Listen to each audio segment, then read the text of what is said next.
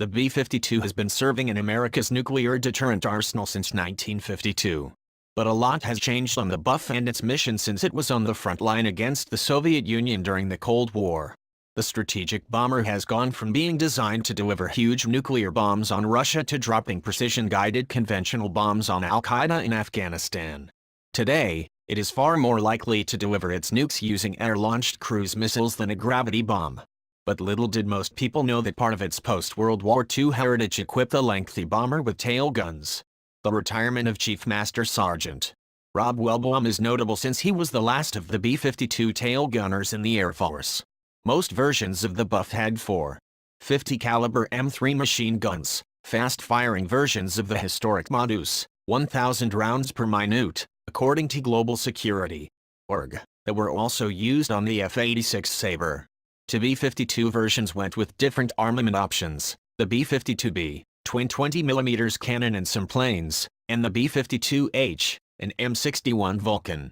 In the B-52G and H, the tail gunners were in the main cabin, using a remotely operated turret. Earlier models had the tail gunner sitting in a shooter's seat in the rear of the plane, providing the Buff an extra set of eyes to detect SAM launches. Those tail guns even saw some action. During the Vietnam War, 3 B-52Ds used their tail guns to score kills.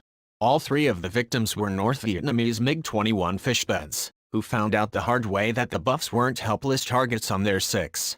The B-52s up to the G model ultimately used the MD-9 fire control system for the tail guns. The B-52G used the NASG-15 for its remotely operated quad 50 caliber turret, while the B-52H used the NASG-21 to guide its M61 Vulcan. An incident during Operation Desert Storm, though, would soon change things for the Buff. A friendly fire incident occurred when a tail gunner thought an Iraqi plane was closing in. The plane was actually an Air Force F-4G Wild Weasel. The crew of the U.S. jet mistook the B-52G's NASG-15 for an enemy air defense system. The Weasel crew fired an AGM-88 high-speed anti-radiation missile, which damaged the Buff. The Buff returned to base, and was reportedly named in harm's way as a result.